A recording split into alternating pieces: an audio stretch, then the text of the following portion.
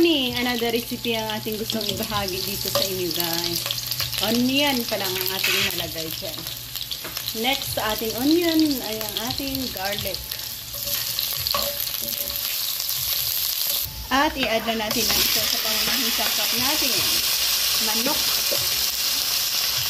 Sarap na recipe ang ating ibinabahagi dito sa inyo, guys.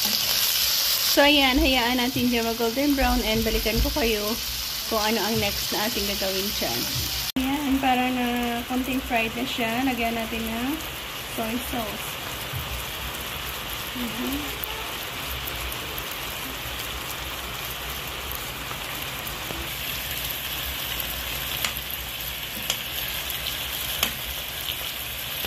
Ayan, mag-add tayo dito ng patatas. Ayan, at naka-add tayo dyan ng patatas.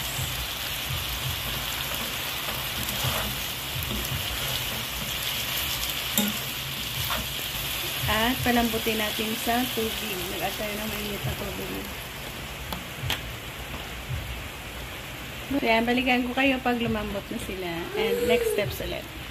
Tanggal natin muna yung ating patatas. Dahil lagyan natin ito ng suka or vinegar. Ayan.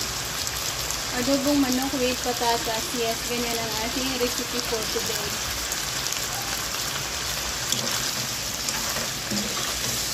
Balik natin dyan ang ating patatas na luto na rin. So, that's all, guys. Dito na tayo nag-end.